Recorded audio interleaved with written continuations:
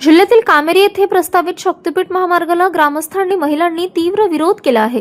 शक्तीपीठ महामार्ग रद्दच झाला पाहिजे अशी ठाम भूमिका घेत नागरिकांनी शासनाविरोधात संताप व्यक्त केला।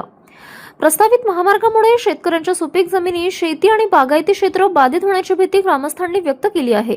अनेक कुटुंबांच्या उपजीविकेचा आधार असलेल्या जमिनी महामार्गासाठी गेल्यास शेतकऱ्यांसमोर मोठे संकट उभे राहील असा दावा करण्यात आला।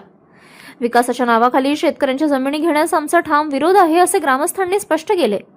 महिलांनीही आक्रमक भूमिका घेत आमच्या जमिनी आम्हाला हव्या आहेत, शेतकऱ्यांचे नुकसान करून महामार्ग नको असा इशारा सरकारला दिला। शेतकरी आणि नागरिकांच्या भावना लक्षात घेऊन शासनाने शक्तीपीठ महामार्गाचा प्रस्ताव तातडीने रद्द करावा, अन्यथा आंदोलन अधिक तीव्र करून रस्त्यावर उतरू असा इशारा कामेरी ग्रामस्थांनी दिला आहे।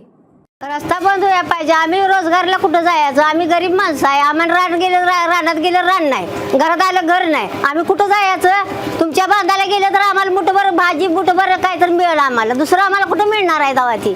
आणि रानं गेलं ना आमची काय करणार? आम्ही माती खावावी का त्या रस्त्याची? कशासाठी असं करायला लागला? ही बंद आहे, रस्ता काय करू नका, काय नका, ही पाक बंद व्हायला पाहिजे। काय सुद्धा करायचं नाही रानातली।